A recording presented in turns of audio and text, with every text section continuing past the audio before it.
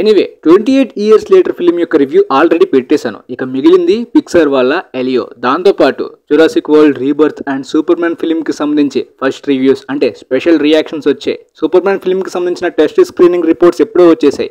But recent గా మరొక screening కూడా జరిగింది. దాంతోపాటు జురాసిక్ వరల్డ్ రీబర్త్ ఫిల్మ్ కి సంబంధించి ఎంతవరకు రియాక్షన్స్ గురించి చెప్పలేదు. ఫైనల్ టెస్ట్ స్క్రీనింగ్ రీసెంట్ గా కంప్లీట్ చేసుకున్న ఈ ఫిల్మ్ యొక్క రియాక్షన్స్ గురించి కూడా కంప్లీట్ గా ఈ వీడియోలో తెలుసుకుందాం. ముందుగా పిక్సార్ యొక్క ఎలియో.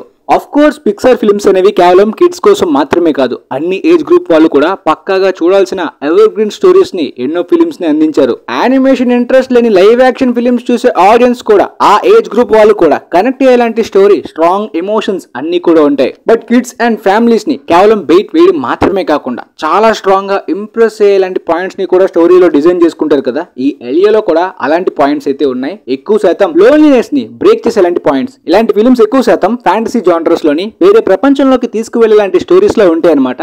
సేమ్ ఈ ఏరియాలో కూడా ఆ టైప్ లో లోన్లీనెస్ ని బ్రేక్ చేసేలాంటి ఒక న్యూ అడ్వెంచర్ లాంటి స్టోరీ. కంప్లీట్ గా రెగ్యులర్ గా ఉంటుందంటే కాదు, ఎక్కువ శాతం లోన్లీగా ఉండే వాళ్ళకి కనెక్ట్ అయ్యే ఫిల్మ్స్ లోని పక్కాగా ఇది కూడా రికమెండ్ చేయాలని చెప్పాలి. ఎందుకంటే ఇంప్రెస్ అయ్యేలాంటి పాయింట్స్ ప్రొసీడింగ్స్ లో చాలా చోట్ల ఉన్నాయి. అది పక్కాగా టార్గెట్ చేసిన వాళ్ళకి స్ట్రాంగ్ గానే కనెక్ట్ అయ్యేలాంటి మూమెంట్స్ కూడా ఉన్నాయి. But normal audience, film lovers సంగతి ఏంటంటే పిక్సార్ ఫిల్మ్స్ అంటే పక్కాగా అన్ని ఏజ్ గ్రూప్ వాళ్ళకి, అన్ని టైప్ ఆఫ్ ఆడియన్స్ కి కూడా హార్డ్ హిట్టింగ్ గా కనెక్ట్ అయ్యేలాంటి పాయింట్స్ ఉంటాయి కదా. అలాంటి Pixar one of the best list లో ఇదైతే ఉండదు. ఎందుకంటే normal audience and normal film lovers కి ఈ పాయింట్స్ అనేవి మంచిగా ఇంప్రెస్ చేస్తాయి. అంటే స్టోరీకి తగ్గట్టు మంచి పే ఆఫ్ జరిగింది, మంచి జస్టిఫికేషన్ జరిగింది అనే ఫీలింగ్ వస్తుంది తప్పించి వాళ్ళు కూడా యూనిక్ గా అట్రాక్ట్ అయ్యేలాగా అనిపించదు. ఎందుకంటే ఇలాంటి పాయింట్స్ గానీ ఈ టైప్ ఆఫ్ వైబ్స్ అన్ని కూడా ఆల్రెడీ చాలా ఫిల్మ్స్ లో ఈ లోన్లీనెస్ ని బ్రేక్ చేసేలాంటి న్యూ ఫ్యాంటసీ వరల్డ్ లోకి, న్యూ ఫ్యాంటసీ అడ్వెంచర్స్ ని ఫేస్ చేసేలాంటి స్టోరీస్ చాలా చూసాం కదా. ఆ పాయింట్స్ కి తగ్గట్టే ఒక రెగ్యులర్ ఎంటర్టైనర్ లా అనిపిస్తుంది తప్పించి మరీ అంతా యూనిక్ పిక్సార్ ట్రీట్మెంట్ ని ఎక్స్పెక్ట్ చేసి వెళ్ళకండి. కాన్సెప్ట్ లోని ఆ యూనిక్ పాయింట్స్ ఉంటాయి, బట్ అది మొదలవడానికి కూడా కాస్త టైం తీసుకుంటుంది. క్యారెక్టర్స్ మధ్యలోని ఆ ఇన్సిడెంట్స్ అంతా కూడా ఇవన్నీ కిడ్స్ కి, ఫ్యామిలీస్ కి చూడడానికి బాగుంటాయి. అడల్ట్స్ కి మరీ అంత స్పెషల్ గా అనిపించదు. ఓన్లీ లోన్లీగా ఫీల్ అయ్యేలాంటి కొంతమందికి మాత్రమే వాళ్ళు కంప్లీట్ గా ఇన్వాల్వ్ అయ్యేలాంటి ఎలిమెంట్స్ ఉంటాయి, కనెక్ట్ అయ్యేలాంటి ఎలిమెంట్స్ కూడా ఉంటాయి, ఎంజాయ్ చేసేలాంటి ఎలిమెంట్స్ కూడా ఉంటాయి. ఆఫ్ కోర్స్ పిక్సార్ వాళ్ళు మరొక మంచి వర్క్ ని అందించారు. థియేటర్స్ లో చూస్తున్నప్పుడు ఆ విజువల్స్ కూడా మంచి అట్రాక్టివ్ గా ఉంటాయి. ఇదంతా ఓకే, కానీ మరీ పిక్సార్ బెస్ట్ రేంజ్ లో అన్ని టైప్ ఆఫ్ ఆడియన్స్ కి కూడా ఈక్వల్ లెవెల్లో కనెక్ట్ అయ్యేంత తోప్ అని ఎక్స్పెక్ట్ చేయకండి. బట్ ఐడియాకి, స్టోరీకి తగ్గట్టు మంచి ఎమోషనల్ పాయింట్స్ తోటి మంచి జస్టిఫికేషన్ అండ్ పే ఆఫ్ జరిగింది. సో పక్కగా ఫిలిం ని చూద్దాం అనుకుంటే మాత్రం ఏమాత్రం డౌట్స్ పెట్టుకోకుండా హ్యాపీగా వెళ్ళి చూసి వచ్చేయండి, ఎక్కువ ఎక్స్పెక్టేషన్స్ లేకుండా. ఫైనల్ గా ఈ ఫిల్మ్ కి నేను ఇచ్చే రేటింగ్ 7.2/10. సేమ్ కొద్దిగా రీసెంట్ గా లీలో అండ్ స్టిచ్ లానే కొద్దిగా ఓల్డ్ ఫార్మ్ లా అయినప్పటికీ మళ్ళీ వర్క్ అయ్యేలాంటి ఎలిమెంట్స్ తోటి మళ్ళీ ఫ్రెష్ ఫీల్ ఇచ్చేలాంటి ఎలిమెంట్స్ కూడా కొన్ని చోట్ల కనిపించాయి అనమాట. ఇకపోతే నెక్స్ట్ సూపర్ మ్యాన్. ఆల్రెడీ ఈ సూపర్ మ్యాన్ టెస్ట్ స్క్రీనింగ్స్ కి సంబంధించిన రిపోర్ట్స్ ఇదివరకే మన ఛానల్లో పెట్టేశాను. ఆ తర్వాత ఫైనల్ టెస్ట్ స్క్రీనింగ్ రిపోర్ట్స్ పెట్టలేదు, కానీ ఆ ఫైనల్ టెస్ట్ స్క్రీనింగ్ లో చాలా వరకు డేవిడ్ కోరన్ స్వెట్ ని చాలా మంది సూపర్ మ్యాన్ రిటర్న్స్ లో చూసిన సూపర్ మ్యాన్ లాగా బ్రాండన్ జెరో తోటి కంపేర్ చేస్తున్నారు అనమాట.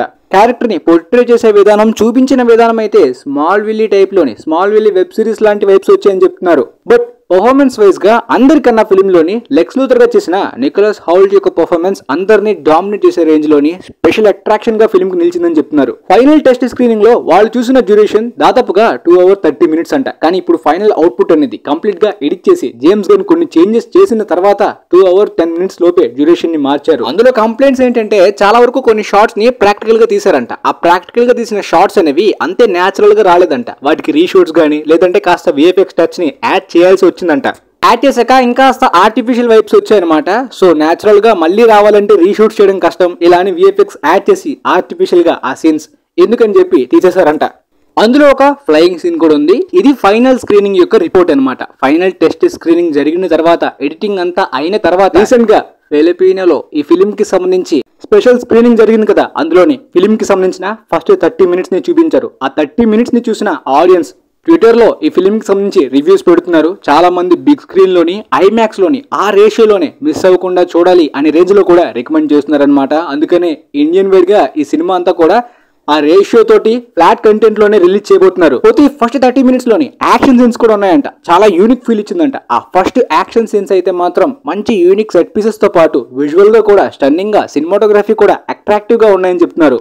ఈ ఫస్ట్ 30 minutes లో చాలా ఇన్వాల్వ్ అయ్యేలాంటి వరల్డ్ బిల్డింగ్ చాలా బాగా ఇంట్రడక్షన్ కుదిరింది. సో మధ్యలో ఆపేయడం వలన ఆ క్యూరియాసిటీ ఎప్పుడు మళ్ళీ ఫుల్ ఫిలిం చూస్తామనే ఎక్సైట్మెంట్ మాలో పెరుగుతుందని చాలా మంది చెప్తున్నారు. అండ్ ఎక్కువ శాతం ఈ వరల్డ్ బిల్డింగ్ లోని ఈ క్యారెక్టర్స్ ని ఇంట్రడ్యూస్ చేయడంలోని డేవిడ్ కోర్న్స్వెట్ అండ్ రేచల్ మధ్య కెమిస్ట్రీ చాలా నేచురల్ గా కుదిరిందని చెప్తున్నారు అనమాట. అదే Lois Lane and Clark Kent మధ్య chemistry. Best Lois Lane and best Clark Kent గురించి డిఫరెంట్ కాస్టింగ్ కాకుండా జేమ్స్ గన్ గారు కాస్టింగ్ లోని వీరిద్దరు వచ్చిన కెమిస్ట్రీ ఎలా వర్క్ అవుతుందని కూడా చాలా మంది యాక్టర్స్ ని సెపరేట్ క్యారెక్టర్స్ కి తగ్గట్టు కాకుండా ఒక రామ్ కామ్ రొమాంటిక్ ఫిల్మ్స్ కి ఏ విధంగా కలిపి వాళ్ళ పేరింగ్ ఎలా ఉంటుందో చూసి కాస్టింగ్ చేస్తారు కదా, ఆ విధంగా చేసి వీళ్ళిద్దరు కాస్టింగ్ లో తీసుకున్నానని జేమ్స్ గన్ చెప్పారు కాబట్టి అంతే నేచురల్ గా వీళ్ళ పేరు కెమిస్ట్రీ బాగా వర్కౌట్ అయింది స్క్రీన్ మీద అని చెప్తున్నారు. బట్ ఇందులో మరి నికోలస్ హౌల్ట్ గురించి లెక్స్ లూథర్ గురించి అంత ఎక్కువగా చెప్పలేదు. ఫస్ట్ 30 minutes కాబట్టి అవన్నీ ఉండవు కదా, మరి చూద్దాం తర్వాత.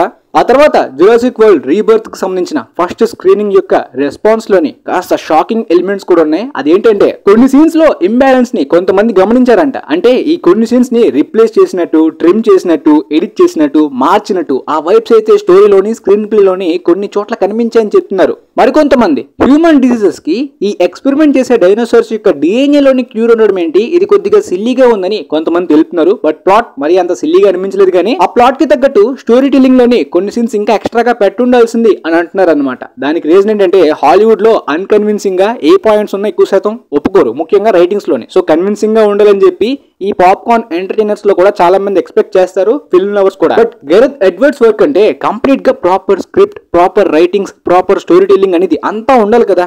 కాకపోతే కంప్లీట్ గా ఈ ప్రాజెక్ట్ ని ఆయన హ్యాండిల్ చేయలేదు. ఎందుకంటే R-rated వెర్షన్ ని ఆయన అడిగారు కానీ స్టూడియోస్ ఒప్పుకోలేదు. ముఖ్యంగా జురాసిక్ వరల్డ్ ఫ్రాంచైజ్ కి హెవీ మార్కెట్ పెరిగింది. నెగిటివ్ రివ్యూస్ తోటి ప్రీవియస్ ఫిల్మ్స్ 1 billion దాటి కలెక్ట్ చేస్తున్నాయి. కాబట్టి R-rated రిస్క్ కన్నా PG-13 లోనే ఆ మార్కెట్ ని కోల్పోవడం మాకు ఇష్టం లేదు. కాబట్టి అన్ని టైప్ ఆఫ్ ఆడియన్స్ ని కూడా టార్గెట్ చేసేలాంటి ఒక సమ్మర్ బ్లాక్ బస్టర్ టైప్ లోనే ఈ ఫిల్మ్ కి తగ్గట్టు కొన్ని చేంజెస్ అయితే స్టూడియోస్ చేయించారంట. అందువల్లనే డైరెక్టర్ కట్ కాస్త డిఫరెంట్ గా వేరేలాగా ఉంది. అది హారర్ ఫిల్మ్ వైబ్స్ కూడా వస్తున్నాయి, R-rated వైలెన్స్ తో అని చెప్పి ఇంతకు ముందు కొంతమంది తెలిపారు. మేబీ అందుకనేమో స్క్రీన్స్ లోని కొన్ని చోట్ల ఆ ఇంబ్యాలెన్స్ అనేది చేంజ్ చేసినట్టు, రిప్లేస్ చేసినట్టు, ట్రిమ్ చేసిన వైబ్స్ వాళ్ళకి క్లియర్ గా వచ్చి ఉంటుంది. డైరెక్టర్ కట్ కి థియేట్రికల్ కట్ కి కాస్త తేడా ఉందనుకుంటా.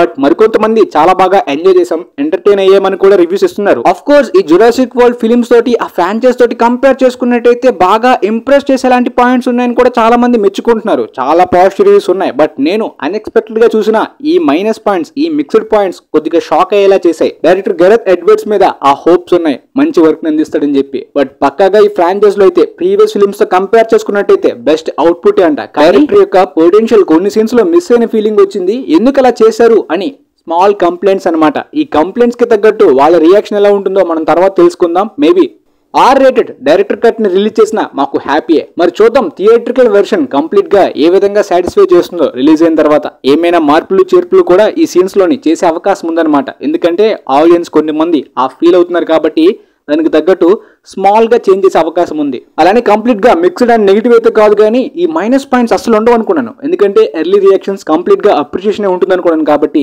ఆ పాయింట్స్ చూసి నేను కొద్దిగా షాక్ అయ్యాను. అందుకనే మీకు క్లారిటీగా అర్థమయ్యేలాగా ఎక్స్ప్లెయిన్ చేయడానికి ప్రయత్నిస్తున్నాను. సో వీలైతే ఈ వీడియోని మీ ఫ్రెండ్స్ లో ఉన్న వాళ్ళకి కూడా, పక్కాగా ఈ ఫిల్మ్స్ మీద ఇంట్రెస్ట్ ఉన్న వాళ్ళకి కూడా షేర్ చేయండి. వాళ్ళకి కూడా యూజ్ అవుతుంది అనుకుంటున్నాను. మీకైతే పక్కాగా అర్థమైంది అనుకుంటున్నాను. And thanks for watching guys.